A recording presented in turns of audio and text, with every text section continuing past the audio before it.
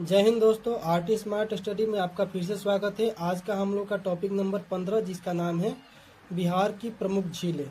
आज बिहार की जो भी प्रमुख झीलें हैं उन सब के बारे में आज हम लोग बात करेंगे और उन सभी को अच्छी तरह से जानेंगे। तो हम उसी में हम लोग का पहला झील का नाम है कांवर झील। ये हर एक एग्ज़ाम में बीपीएससी हो, यूपीएससी हो या बिहार के कोई भी एग्ज़ाम हो, इस कांवर झील से प्रश्न पूछता है। यानी कि झीलों की बात करें बिहार की, तो ये कांवर झील बहुत ही इम्पोर्टेंट बन जाता है। क्योंकि कांवर झील की बात करें तो ये बिहार का पहला रामसर साइट शामिल हुआ है, यानी कि और भारत का 39वां, ठीक ना। यानी कि अगर बात करें तो भारत का 39वां और बिहार का पहला रामसर साइट में शामिल है। इसीलिए बिहार में सबसे इम्पोर्टेंट हो जाता है कांवर झील। देख लेते हैं सबसे बड़ा ऑक्सीबो झील कौन सा है, जिसे हम लोग गोखुर झील भी कहते हैं। गोखुर झील कौन सा है? कांवर झील। और कांवर झील कहाँ है? तो बेगूसराय, यानी कि बिहार के बेगूसराय में। कहाँ है? बिहार के बेगूसराय में है। बेगूसराय कैसे याद करेंगे? कांवर कांवर कांवर को हम लोग बोल सकते हैं कि जैसे जब बोल बम आता है तो हम लोग कांवर लेके जाते हैं, तो कांवर लेके जाते हैं। लेकिन आजकल लोग कांवर लेकर नहीं जा रहे हैं, बैग लेके पीठ पर बैग ले रहे हैं और बैग लेकर जा रहे हैं। तो बैग से, जिसको हम पीठू बोलते हैं ना, यानी कि बोल सकते हैं कि आजकल लोग कांवर कम और बैग पीठ पर बांधने वाला बैग ज्यादा लेकर जा रहे हैं। तो याद कर सकते हैं कांवर झील कहाँ है? बेगूसराय में है। एशिया का सबसे बड़ा गोखुर झील कौन सा है? तो कांवर झील है। और इसका निर्माण जो है बूढ़ी गंडक नदी के विसर्पण के कारण हुआ है। विसर्पण का मतलब, जैसे कांवर झील को अगर ऑक्सीबो झील कहते हैं ना, तो कैसे याद करेंगे? जैसे कि गोखुर झील का मतलब क्या होता है? जैसे कि जैसे कोई नदी हुआ, ऐसे बह रही है, ठीक ना। और धीरे धीरे यहाँ का मिट्टी का कटाव होते गया और ये नदी सीधे इस तरह से न बहते हुए अब यहाँ से सीधे ऐसे निकल जा रही है।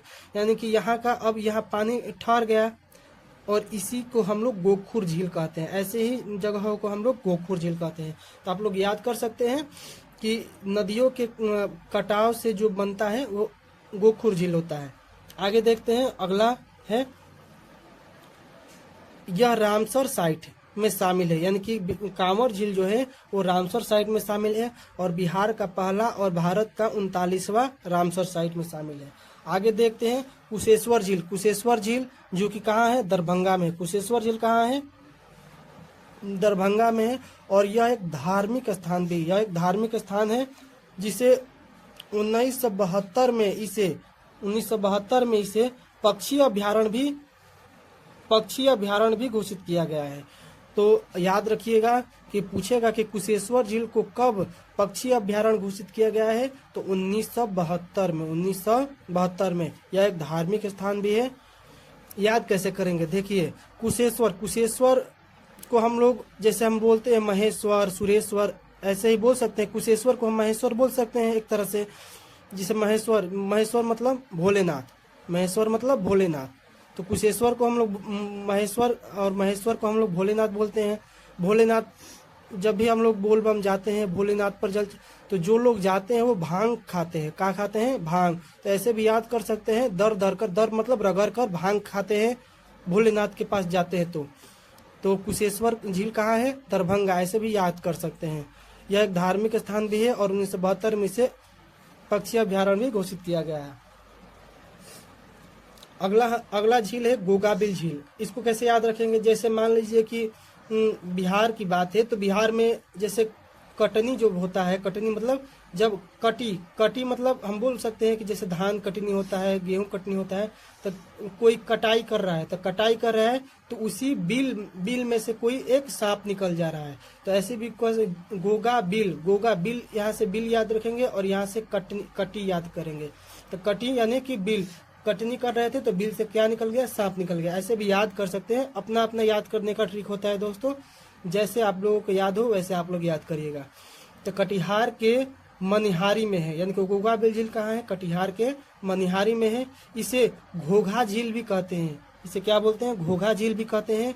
और इसे महानंदा नदी से जल प्राप्त होता है। तो ये भी याद रखिएगा कि गोगाबिल झील को किस नदी से जल प्राप्त होता है? तो महानंदा नदी से जल प्राप्त होता है। आगे देखते हैं और भी कुछ झीलें हैं।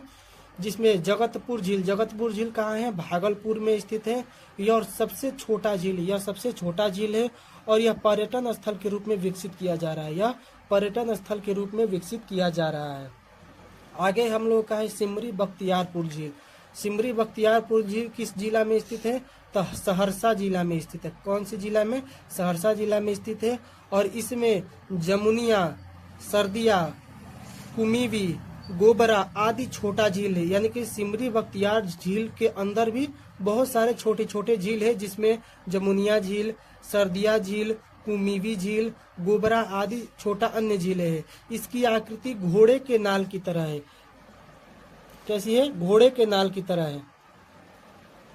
आगे देखते हैं, इसके दक्षिण पश्चिम में कांवर झील, यानी कि इसका डायरेक्शन बता रहा है कि इसके दक्षिण पश्चिम में कांवर झील है और उत्तर पश्चिम में कुशेश्वर झील है।